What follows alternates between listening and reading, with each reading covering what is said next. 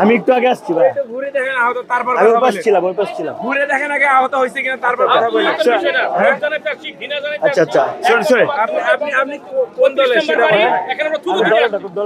দলের না বলতে আপনি এভাবে কথা বলতেছেন কেন? শেখ হাসিনার মূলত 1400 বার ফাঁসি দিলেও হবে না। আমরা এখনো পুরোপুরি খুশি না, কজ তার ফাঁসির রায়টি মূলত বাংলাদেশের মানুষ, ছাত্র জনতা যখন ফাঁসির রায়টি কার্যকর হতে দেখবে, অর্থাৎ খুনি শেখ হাসিনাকে ফাঁসির কাস্টে ঝুলতে দেখবে, তখনই মূলত বাংলাদেশের ছাত্র জনতার এই বিপ্লবটি সফল হবে ইনশাল্লাহ। আজকে মূলত আমাদের এই ছাত্র জনতার এখানে যে অবস্থান, সেটি হচ্ছে যে ফ্যাসিবাদের যে শিকড়, এটি পুরোপুরি উপড়ে ফেলা বাংলাদেশ থেকে। বাংলাদেশে ভারতপন্থী কোনো রাজনীতি বাংলাদেশে আর কখনো চলবে না।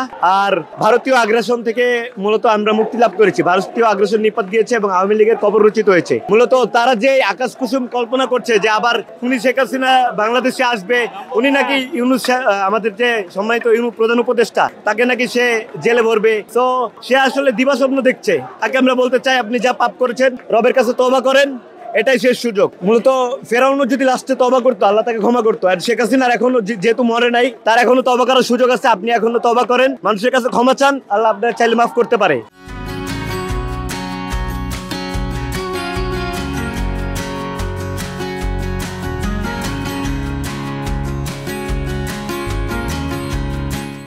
এটা বাড়ি ভাঙচুর না, এটা দিল্লির আধিপত্যবাদের বিরুদ্ধে আমাদের বাংলাদেশের ছাত্র জনতার ঐক্যবদ্ধ একটি বিপ্লব, মূলত প্রতিবাদ। একটি বাড়ি তো এটা প্রতীকী অর্থে ভাঙা হবে, আসলে এটা দিল্লির আধিপত্য চুরমার করা হবে, যেটি আমরা 5 ফেব্রুয়ারি করেছি এবং আবার সেটি করতে। এখন আমাদের খুব দুঃখের বিষয়, যেই সেনাবাহিনী মূলত 2009 সালে পিলখানা হত্যাকাণ্ডের শিকার হয়েছে, ভারতীয় যে গোয়েন্দা বাহিনী দ্বারা এবং রয়ের দ্বারা, সো তারা আজকে এই তাদের মুজিববাদের যে আস্তানা সেটি পাহারা দিচ্ছে।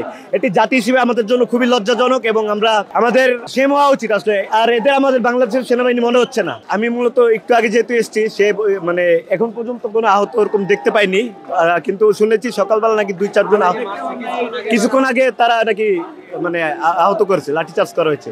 সেনাবাহিনী না পুলিশ আহত করছে। পুলিশের বলতেছি, আমি একটু আগে আসছি ভাই। ঘুরে দেখেন আহত, তারপর আমি কথা ওপাশ বলেন। ছিলাম, ওপাশ ছিলাম। ঘুরে দেখেন আগে আহত হয়েছে কিনা, তারপর কথা বলেন।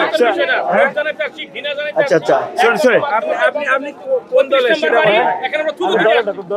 দলের না বলতে আপনি এভাবে কথা বলতেছেন কেন? শোনেন, পুলিশ মূলত পুলিশের সাথে আওয়ামী লীগ, পুলিশ সবসময় আওয়ামী লীগের যে মানে পাচারটা যে সবটা, সেটি তারা সবসময় করেছে এবং মূলত ছাত্র জনতার বিপক্ষে গিয়েছে। এবং হ্যাঁ, অনেক বেশি শাস্তি শেখ হাসিনার মূলত 1400 বার ফাঁসি দিলেও হবে না।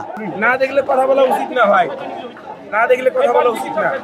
আহত কতজন হয়েছে সেটা আমরা বলতে পারবো না, কিন্তু সেটার সংখ্যা 50-এর অধিক। আমি ক্লাস শেষে যখন এখানে আসি, এখানে আমরা দাঁড়িয়েছিলাম এবং শান্তিপূর্ণভাবে আমাদের মিছিল চলতেছিল, তখন অতর্কিতভাবে এসে পুলিশ আমাদের ভাইদের উপর আঘাত হানে এবং অনেক বোন পড়ে যায়, তাদের রক্ত এখন ওখানে পড়ে আছে। আর অনেকে বলতেছে আহত হয় নাই।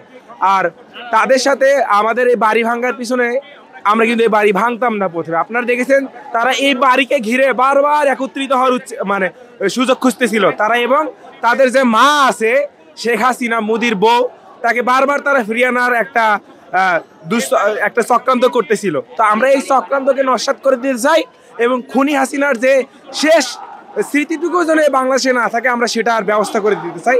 এই জন্য আমরা ধানমন্ডিতে এসেছি আজকে খুনি হাসিনার রায় উপলক্ষে। আমরা আজকেই এই ধানমন্ডি 32 বাড়ি ইনশাল্লাহ মাটিতে গুড়িয়ে এটাকে খেলার মাঠ অথবা পাবলিক টয়লেটে পরিণত করবো ইনশাল্লাহ। আমাদের অবস্থান চলছে, আমরা ততক্ষণ পর্যন্ত যাব না যতক্ষণ পর্যন্ত না এই ধানমন্ডির অস্তিত্ব বিলীন হয়। ফাঁসির রায় দেওয়া হয়েছে। জি, আমাদের অনুভূতি আলহামদুলিল্লাহ। আপনারা দেখেছেন শেখ হাসিনা বিগত সময় জুডিশিয়াল কিলিং এর মাধ্যমে আমাদের অনেক বড় বড় আলেম ওলামাকে মেরে ফেলেছে। অনেক বড় বড় স্থানীয় মানুষরা যারা প্রকৃতভাবে বাংলাদেশকে ধারণ করে, যারা প্রকৃতভাবে বাংলাদেশকে ভালোবাসে, তাদেরকে এই দেশ থেকে তাড়িয়ে দিয়েছে। কারণ হচ্ছে শেখ হাসিনা তো বাংলাদেশকে ভালোবাসে না, শেখ হাসিনা ভালোবাসে মোদিকে, শেখ হাসিনা ভালোবাসে ভারতকে। এই ভারতের তাবেদারি চালানোর জন্য, এই দেশকে এভাবে কুক্ষিগত করার জন্য, ভারতের একটা অঙ্গরাজ্যে পরিণত করার জন্য শেখ হাসিনা যে জুলুম নির্যাতন চালিয়েছিল, আমরা এর রায়ে অনেক খুশি আলহামদুলিল্লাহ।